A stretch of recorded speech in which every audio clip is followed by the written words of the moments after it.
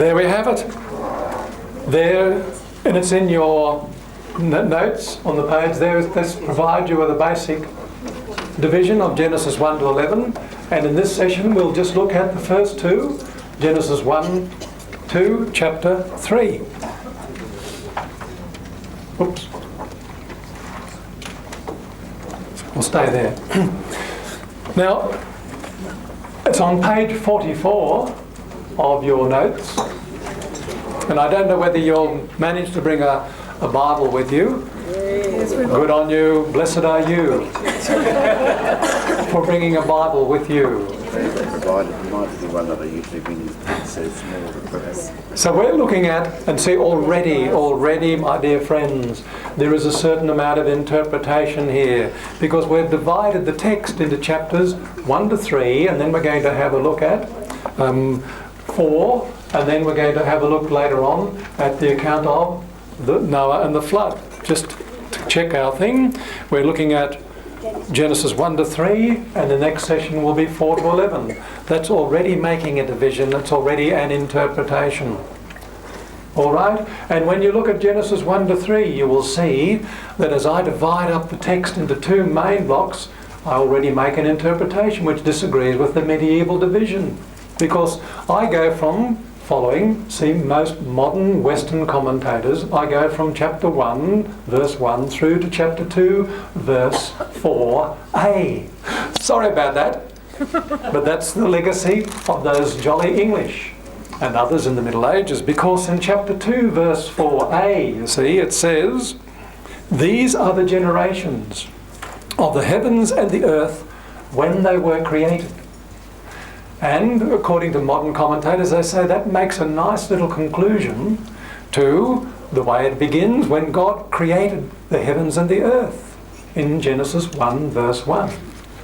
And then in Genesis 2 verse 4b, don't get frightened by this, because we all do it, we all sort of divide things up into parts. It says, "In the day that the Lord God made the earth and the heavens."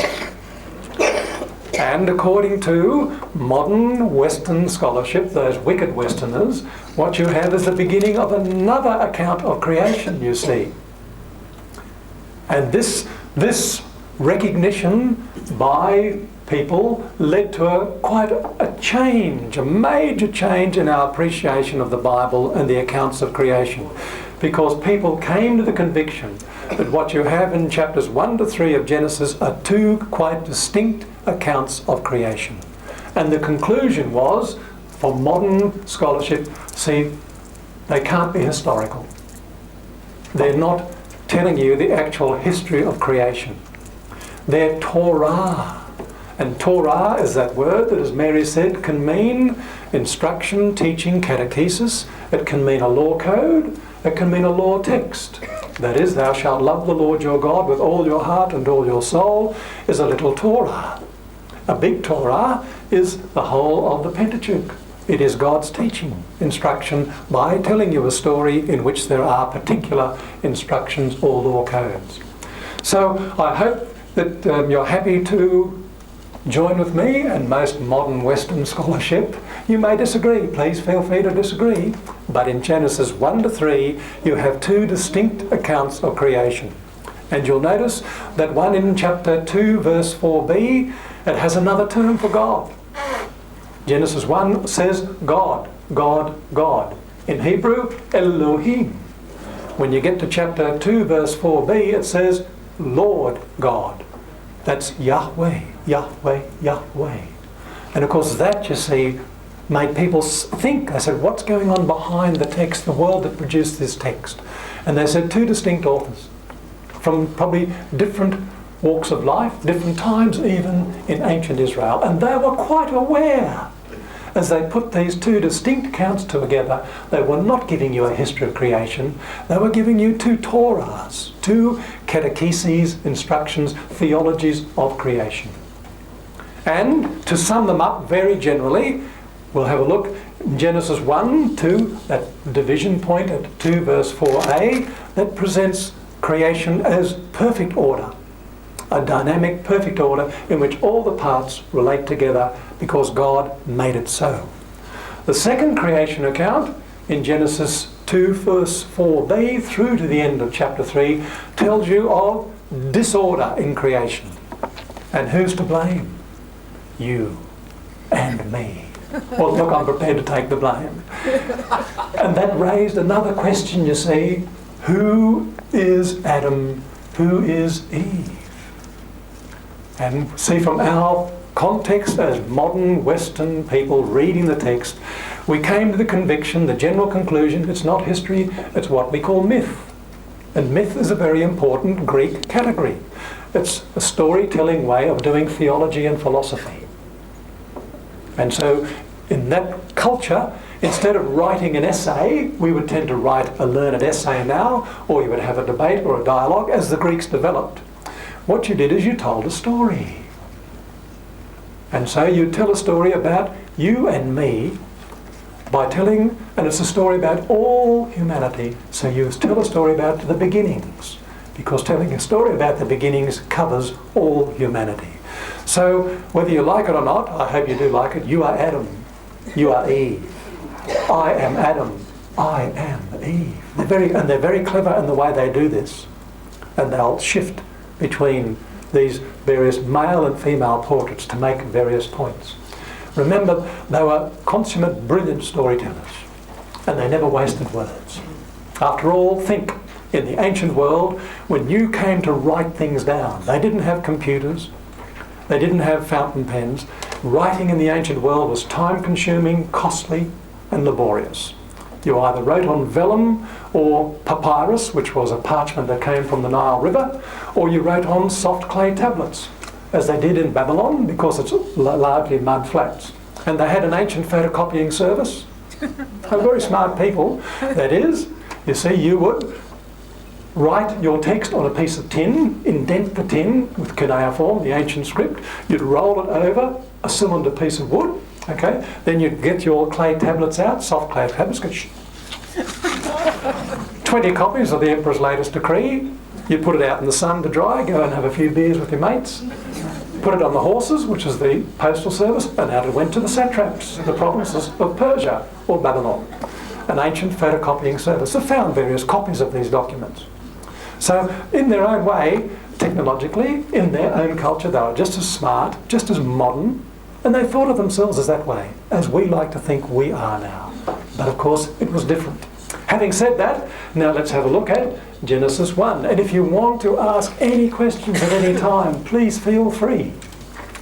We go to Genesis 1, and when you read it, you have to make a judgment about what kind of text you think it is, you see, which helps us understand. And you read it through, and from my point of view, and see, I've been trained in Western analysis, it's not a story. Can I just now say a little bit about stories? You see, we talk about stories. We talk about narratives, we talk about itineraries, we talk about genealogies, we talk about poetry. Mary will explain to you Hebrew poetry. Now, in the ancient world, and in a lot of folk cultures, what's a story? Well, most people would say, and this goes right back to the great philosopher Aristotle, stories, he says, would have a beginning, a middle, and an end. Very simple, isn't it? But within that, they'd say what you have is a setting, the beginning of a story. Think about our movies, detective stories. Then you have something which drives the story forward. Often it's an unforeseen factor. For example, boy meets girl, falls in love with her. They go to take her home to the family, and they discover the boy is the son of one of the family's enemies. Gasp! What will happen? You've got drama. You've got the makings of a story. You've got a plot, what they call a plot. It can be overcoming evil. It can be the romance. It can be the voyage and return. It can be the quest from rags to riches. All these great plots that are in storytelling. So you have a beginning, something that drives the story forward. It reaches some climax or crisis just as the father's about to kill this rotten little proposal of a son-in-law of his. He discovers that that boy delivered his aunt from a murderous swine last week. Crisis is over, story ends happily ever after, and scholars would say that story is, in the Greek terms, a comedy, you see. What looks to be heading to disaster ends up all's well. Shakespeare's play, all's well that ends well. The reverse of that is tragedy, where you have the person who's got everything that looks to be going everywhere and all of a sudden collapses in disaster. These are great stories. So what you have in Genesis 2 verse 4b to the end of chapter 3 is a story with a setting, a complicating factor that drives the story forward. It builds up to a climax. There's a resolution of it. End of story. In chapter 1 to 2 4a you don't have a story. What you have is a very measured report. In the beginning, when God created the heavens and the earth, then there's a parenthesis. The earth was like this, it was like this, it was without this, it was without this, it was without this. And God said. And it happened. And God named it, and it was evening, morning, one day. And God said. And it happened. God named it, it was evening and morning, second day. And it goes on for 6 days. And on the seventh day, it said God ceased from all the work he did, creating all creation. And what did God do? He made another day and made it holy. So that it's a dynamic day. So you get in that creation account, if you agree with me, you have this series of 6 days where God, creates all the parts of creation in 6 days, and they all fit together, and they're all meant to relate to one another dramatically.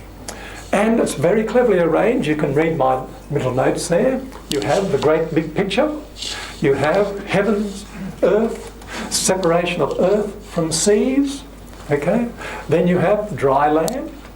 Then of course you need sun, moon and stars in the heavens. Why? Because you've got time. Seasons that govern animals and plants. Then you create your plants that obey the seasons. Then of course you need somebody to eat the plants. So you create your animals. You have fish in the sea. And then finally, the climax of it all is God makes the human being. Okay, so the thing has this great big picture and comes down, down, down, down, down, down, down to focus on this funny little thing called the human being. And the text says, and God made Ha-Adam. See, Adam, but once again in Hebrew, like in English, Ha-Adam, it can mean the human being, male and female. It can mean a male, and it can be a proper name, as it is in Genesis chapter 5. So God's created Adam in Genesis 1:26. It means the human being, and it says it, male and female he created them. And then God blesses them, and this funny little creature, the human being, what does the text say? In the image and likeness of God. What an outrageous claim. Marvellous, isn't it? The Bible makes this outrageous claim that this funny little creature, look at me, he's 70-year-old walking around. You better believe it, I am in the image and likeness of God. How odd. How extraordinary. Which raises the question, you see, in what way can a pathetic old male like me be in the image and likeness of God? Think about yourselves. The text gives you a clue. But does that give you a bit of a picture? You can read my notes. And if you read my notes, you'll see the text is very carefully organised. There are 10 commands that God gives to creation. Why 10? Because when you get to the great covenant at Sinai, what does Israel receive? 10 commands. So they're very clever. So what God did in creation, a perfect number of commands. God gives Israel, summarises the law in a perfect number of commands. Okay? Why have 7 days? Because in Hebrew thinking, 7 is a perfect number. And you have 6 days and 1 day of rest, okay? A holy day, which gives you the 6 and the perfect number, 7, because when you get down to the Sinai covenant, where Israel, the chosen people, is given the guidebook, so that when they get to the land, they can live according to God's wisdom and God's instruction, they're told, make sure you keep the Sabbath rest. So, as you read Genesis 1 and the great account of creation, scholars say it's not history. It's a Torah, it's a theology, it's an instruction which is designed to provide a framework for how you read the story as it unfolds, as it arrives to the ancestors of Israel, as it arrives to Israel, Israel down at Mount Sinai, Israel in its journey to bring God's blessing to all of creation. All right? Yes? You don't want to send you down a track that you don't want to go, but my understanding was the actual historical context for the writing, the authorship of the creation stories in Genesis was Babylonian captivity in about the 5th or 16th That's right. Was as a direct polemic to the Babylonian creation. That's right. That's a good hypothesis. But you've raised an interesting, important point there. Can I just bring that in? And that is, remember, all that I'm saying is hypothesis, interpretation. Remember that term I used? So that is an important interpretation. The very division I gave you of this text is an interpretation. Okay? So keep in mind that, if you like, I don't want to push it too far, but the only non-hypothetical thing that we're dealing with here today is you've got a text. Everybody would agree that we have a text, the Bible. What it means, what it's saying, what it's about is interpretation. And I can't prove what I'm saying to you. I can prove a few things about the Bible, like Jesus existed, that there was a guy called David. I can't prove to you that Abraham existed or Moses existed, because remember, according to modern critical scholarship, see, we're operating within the modern Western critical context. In order to prove that Moses existed, that Sarah existed, you need independent evidence outside the Bible world. And you don't have it. People say if you want to believe in Moses, that's fine. But we, according to the canons of modern critical scholarship, I cannot prove to you beyond doubt there was a Moses. But remember, that operates within a context. Now, just to go back to your point of the text being written in the Babylonian exile, it's a very good hypothesis. And remember, that's the world behind the text. And scholars say Genesis 1 was probably a fairly late text, responding probably to Babylonian creation theologies, whereas the second one, in Genesis chapter 2, verse 4a to the end of 3, that is probably a much earlier storytelling tradition, where God is much more like a person. God walks around, chats you up, gets clay, makes it go. Whereas in Genesis 1, what does God do? God decrees, you see. God said, let there be, and it was. Transcendent God. But notice the cleverness of the theology. You put the two stories together in storytelling narrative fashion to teach the people that God is both transcendent and immanent.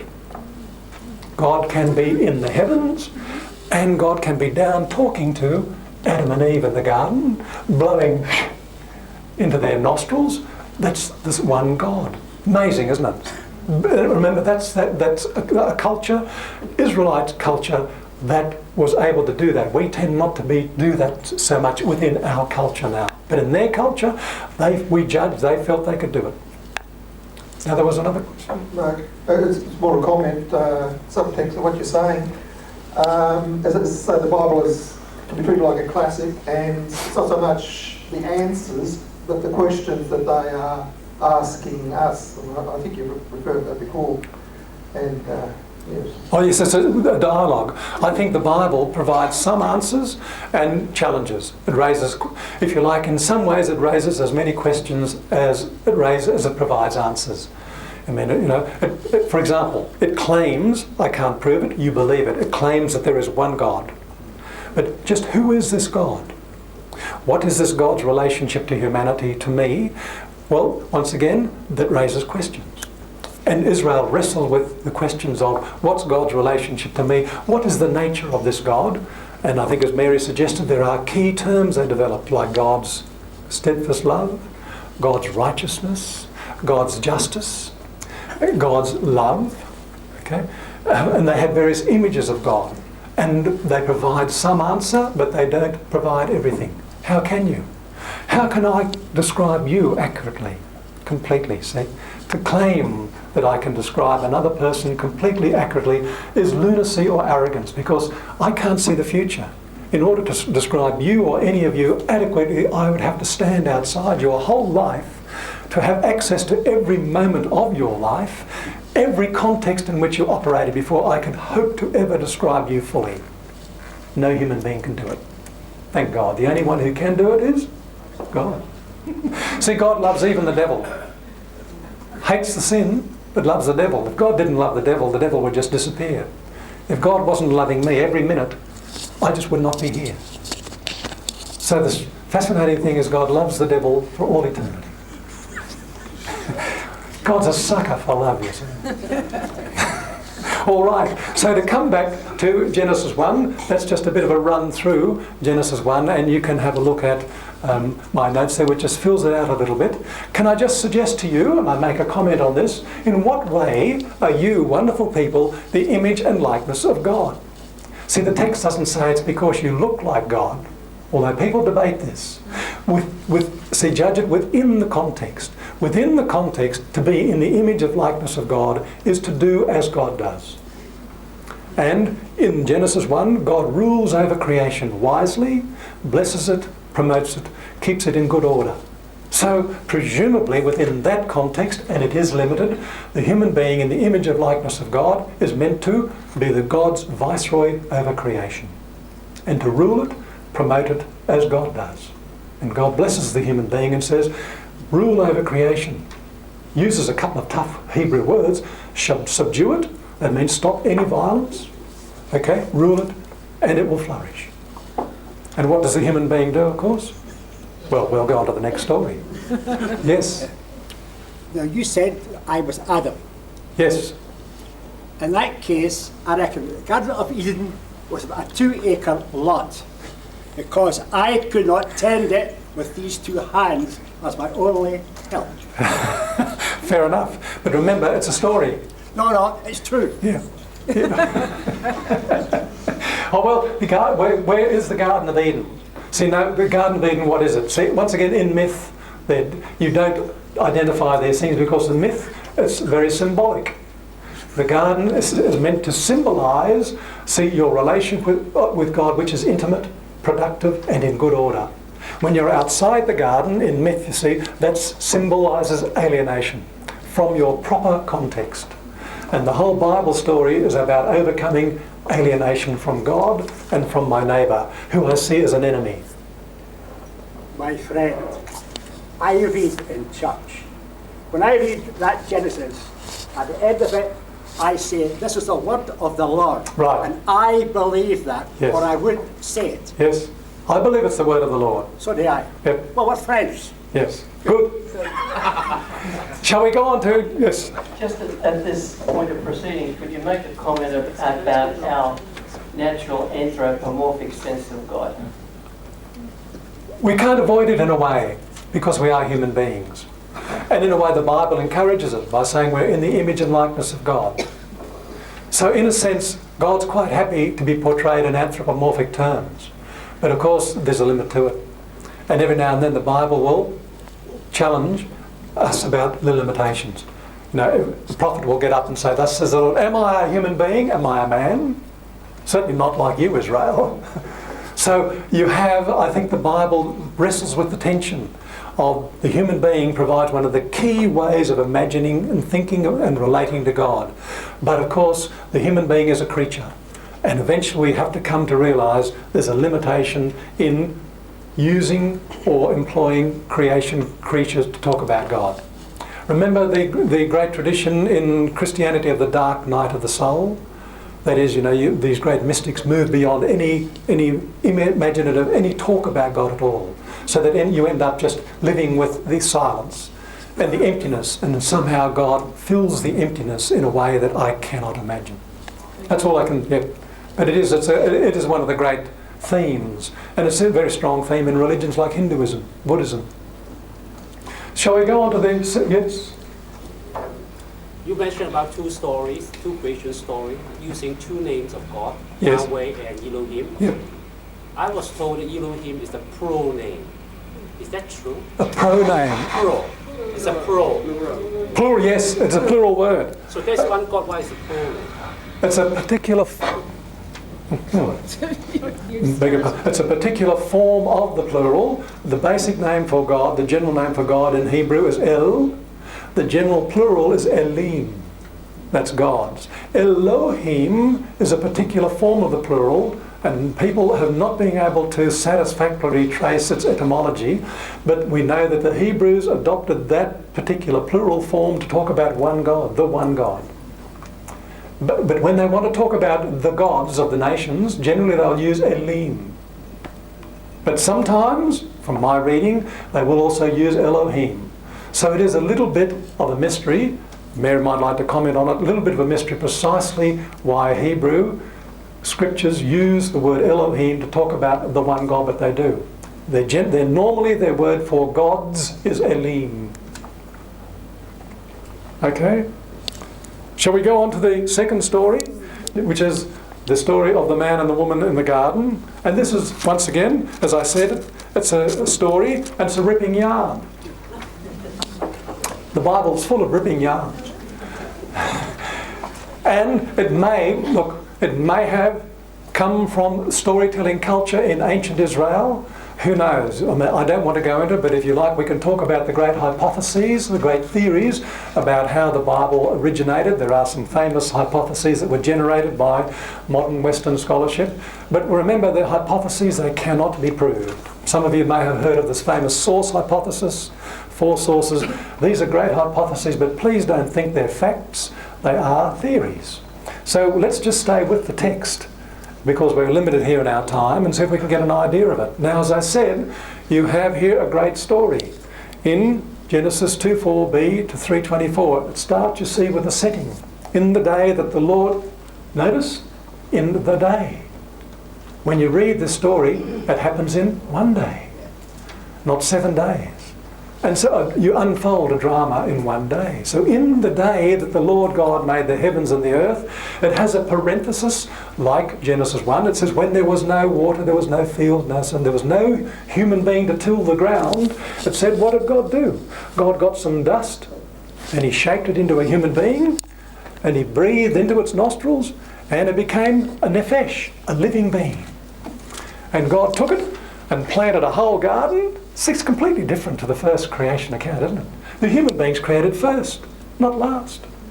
And all the text is concerned about is a garden. When you're telling a story, you need a particular setting. Agatha Christie will set her novels in that part of London. You watch a movie, often it'll be set in a particular location. Storytelling needs a certain framework. So you plant a garden with trees and you put the human being into it. And then God says, look, darling, you can have, and this is the human being, you and me, you can have any tree you like. Just don't touch that tree there. And notice, it is the tree of the knowledge of good and evil, not an apple tree. That's Europeans. That's Europeans painting. So when you paint the darn tree, you have to give it some identity. If you're in Melanesia, it would have been a banana or a coconut. So notice it's a highly symbolic tree, the tree of the knowledge of good and evil, which is a signal this story is operating in a unique way. And see, you're invited, you're challenged by stories. Stories love to get you in and get you thinking, like Agatha Christie with the genius of her detective novels. You get thinking along with her, you see. What is the function of this garden? This permissions and prohibition. Now, this is where interpretation comes in. Can I suggest to you, as I read it, you see, being trained by scholars, it's the context in which the creature must operate in order to be in the image, to borrow the term from Genesis 1, to be in the image and likeness of God, to act like God in the garden. You must operate within the context that God establishes. If you operate within that context, you are creative, as in the Genesis 1 account. If you step outside that context, you're destructive. So it's an imaginative, mythical way of portraying the appropriate human context. God is very generous, all permissions, one prohibition. Okay? And you'll notice what happens in the story. It's a clever little story. It says, God made the animals and he brought them to the human being. And he says, now what's that, Frank? And the human being said, that's a donkey. And God says, right on, donkey. Notice the human being names the animal correctly. The human being, as long as it operates in the context that God establishes, you are in the image and likeness of God. You are in harmony with the divinity and you are creative. He creates the names. And the names are the correct names. All right? Then, of course, you have the creation of the woman. And you need the creation of the woman in the story because you've got a dramatic story that you're going to tell. And part of the drama of your story and the rest of the story of your Bible, of course, is the dramatic relationship, which is one of the key relationships in creation, and that is the relationship between man and woman. So you create this woman who is the image and likeness of the man. God takes the rib side of the human being, creates it, and when the man wakes up, what does he do? He's working as God's creature accurately. He says, this is Isha, because she was taken from Ish, woman from man. Okay? And scholars say that looks to be patriarchal, but then the text balances it by saying, therefore, the Ish must leave his parents and cling to his wife. Dependence, you see. It's a very strong word in Hebrew. He clings to his wife, and in that way they become one flesh. It's only by the man clinging to the Isha the two become one flesh. So you have, within the initial part of this story, which is this complicating factor which sets the story up, you have the setting, then the creation of the garden, the commands, the animals being brought, the woman, so it's all building up to drama. Okay? And there's a dramatic point in the thing because God says, if you break the commandments, you can have any tree you like. Don't eat that tree. On the day you eat that tree, you die. And of course then along comes the serpent. And in modern Western reading of the story, the serpent is not the devil. As I say in the notes, that's really us Christians, a particular period of Christianity and Catholicism from in front of the text, formed by Catholicism and Christian faith, reading and identifying the serpent there as a devil. Now that's fine.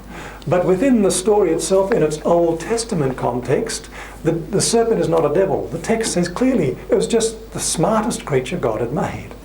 The craftiest, it says in most translations. And in a sense, remember, you're constructing a story. This is a myth, and in great storytelling, you need three main characters, generally in stories, because of the drama that happens. And you'll notice when you're telling or reading these stories, there tends to be three main characters, and the drama usually unfolds in the interaction between any two characters. And while those two are interacting, the other character just is temporarily off stage. Remember, Jane, you are the storyteller. Inspired by God, you're crafting the story. See? Remember the change now from, this is me, modern Western scholar, presenting scholarship, the change from the older way of reading it. The older way of reading it was, it is history, and God so shaped the history in order to provide a teaching. The modern way says, God inspired a sophisticated, gifted storyteller, man or woman, to tell the story this way in order to provide a Torah. See the difference? Get the similar message from it, but the way it happened, we argue, is different to the way ancient peoples thought it happened. They thought it was actually history. But they said God so shaped, inspired the history to unfold in this way to provide a teaching for all generations. We argue, no, God inspired a clever storyteller to create a myth that provides a teaching for all generations. That's how I tend to present it to students. Okay? So you've had interaction between God and the man. Okay? Then the woman is silent.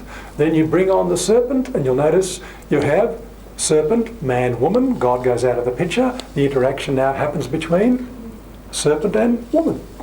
And you know the famous story, the serpent tempts the woman. We tend to forget, don't we, in reading it, and this is where Hebrew is very clever, the husband is standing alongside her all the time. It says in the Hebrew, V'isha imah, and she gave it to her husband who was standing with her. And in the story, you see, you're invited to think, he doesn't say anything to the serpent. And it says, and he ate. It says what? He ate. But he's standing there with her. The serpent tackles the woman, but the man stands there and says nothing to counter the serpent's misinterpretation of the command. But Adam, the man then, was the one who received the command initially. What happens in the story, you see, this now unfolds the crisis. What happens in the story, and this is now another part of its Torah, when you commit sin, when you step outside, you see, the context that God has established, that is, you go for the tree of the knowledge of good and evil, you give in to temptation. What happens? The story is very clever. It says two things happen to you. You start to see things in a distorted way. It's a bit like thinking you can drive when you're drunk. Or that you can see clearly underwater. The story says if you sin, move outside God's context, look, use modern terminology. If you become a boundary violator, a voracious consumer, our modern world, you will have a distorted perception of reality. What happens? You start to see good as evil and evil as good. So whereas before, in the garden, the man and the woman are there and they look at each other and they are not ashamed, they're naked. You look lovely, darling. You look lovely, darling. What happens after you sin? Same couple, but now you see each other the wrong way. So you are ashamed. Before the sin, you're with God in the garden and he's chatting you up and so it's very friendly. What happens when you step outside the appropriate boundary and sin? You start to see God as your enemy. You go fear God, so you run and hide from God in the trees. And the story, clever story, it mocks the human being in these two areas, making fig leaves. You see, you can imagine Jews would have fallen about laughing. Fig leaves are ridiculous clothes. I mean, you just think about it. And that's why later on in the story, God is a good bloke. He knows what the human being needs. He opens a leather shop. He sends them down to Myers and kits them out in decent clother. I like to think of God saying, I'm not having my image and likeness walking down the street looking like that. Okay? And the other thing is, of course, you can't hide from God. Hiding from God in the truth, nobody can hide from. So the story, remember the story was told by Jewish people for a Jewish audience, and then they preserved it and passed it on to us, and they would have laughed themselves silly at this, but they would have said, oh yes, that is us. That is us. When we sin and we start to do things within our sinful world, we look stupid. And we are stupid. And we think we can get away from God and conceal what we've done. You can't hide from God. These are the consequences of the evil, of stepping outside the context that God rightly establishes, trying to create my own context, my own world on my terms, and my vision of things becomes distorted. And the second great thing that happens, distorted perception, this is related to distorted perception, what happens? The human being, which is meant to be responsible, honest and true with God, becomes a liar and a coward. So God, notice, he doesn't question the woman first. He questions the man first, and he's the coward and the liar. Because he was standing there alongside her, and he said nothing. And God says, where were you, Adam? What's happened, mate? And he says, oh, I was afraid, he said, and I went and hid. He said, what did you do, son? He said, it was that woman you gave me. Classic, isn't it? I mean, you can imagine Jewish people falling about as we're laughing, but saying, yep, this, and see the consequence. Harmony between man and woman becomes division, conflict, hostility. And the whole Bible story is about restoring harmony between the two sexes. The Cain and Abel story, harmony between brothers, sisters. So the great war story, you see, gets underway, in my thinking. Okay, was somebody having a question there? Why is gold mentioned in the garden? Pure gold. Gold? Pure gold. Yeah, that's a little aside, probably to emphasise that this was the most fantastic garden. See, they try mythically in a way to locate the garden. They said out of the garden came 4 rivers. But when scholars think about it, they're the 4 great rivers of the ancient Near East. Where is the garden? And I think they're both saying the garden was in our world, but where? Just pinning it down is difficult. And this garden was marvellous. And it flowed into all these lands and enriched them all. In that land there was gold and red stones, and that land there was that. Yeah, it takes millions of years to make gold. And this is maybe, the garden's maybe two days old. and it's got gold in it. Yeah, well, remember, that's a myth. It's not a myth. Yes, It's a myth. you can, yes. Myths, remember, myths embrace all time and all place. So the garden is the world. And the day of creation is the history of humanity. Are myths true? Yes, absolutely. Don't think of myths, thank you Mary, don't think of myths in Paul's pejorative sense. See, Paul, the term myth, it comes from a Greek word mitten, an ancient verb which means to think, to reflect. And Paul uses it in a pejorative sense because the Greeks, being wonderfully wicked people, they saw the old meaning of it, that it was famous stories about the origins of things, which were very important for talking about reality, but also they started to belittle them, you see, and regarded them as fables because they had become scientists, they had become philosophers, just like in the modern world. You notice what's happening in Australia now? We're moving beyond religion, which is old myths and fairy tales, and we are developing into the new scientific Australia, where we won't need that stuff. We'll be wonderful. And I think that happened to the Greeks to a certain extent. We love dismissing the ancient in the modern world, whereas I think ancient cultures, our Melanesian brothers, you respect the ancient culture. They don't criticise, you never criticise Melanesian culture until you have thoroughly imbibed it. Only then dare you criticise it. See? And the great question they raise is, when do you claim to know it? Whereas we teach kids in school to criticise culture immediately. Anyway, I don't want to get into that. That's beside the point. Shall we just come back to the story? Because we're coming up to 1 minute. 1 minute, can I just say, remember, God has to be portrayed in the story as a good creator who maintains and restores good order. And so God has to intervene in the story. And God has to be portrayed as a just judge who identifies and can identify the evil that has been done. Because you have done this, because you have done this, because you have done this. And there has to be a righteous punishment. Therefore, this, you see, God steps in to restore order where they've created chaos. But the story also has to portray God as merciful, otherwise end of story. So they don't die. Instead of dying, what are they? They're expelled from the garden. Which, of course, enables you to portray in a limited way God as both just and merciful. These are two great themes of God that we can pursue right throughout the Old Testament and into the New Testament. Remember, mercy has to be in relationship to a particular crime, sin committed. Otherwise, for what is it merciful? Okay? And justice, God's justice is always about restoring and bringing about right relationships where there has been disorder. So it has mercy in mind. So God is always in the Old Testament portrayed as the just God who confronts evil, the merciful God who is on about restoring relationships. And of course they get tossed out of the garden because that enables you to tell the next story. Otherwise, if you're still stuck in the garden, end of story. We'll talk about that when we get to the flood too. Remember, in these great stories, you do need an escape clause, like Agatha Christie always needed Poirot to survive so she could write another book. See, these people were great storytellers. They knew the dynamics of ongoing storytelling to keep developing their theology. But I've said enough. Good, Thanks, thank Joe. you.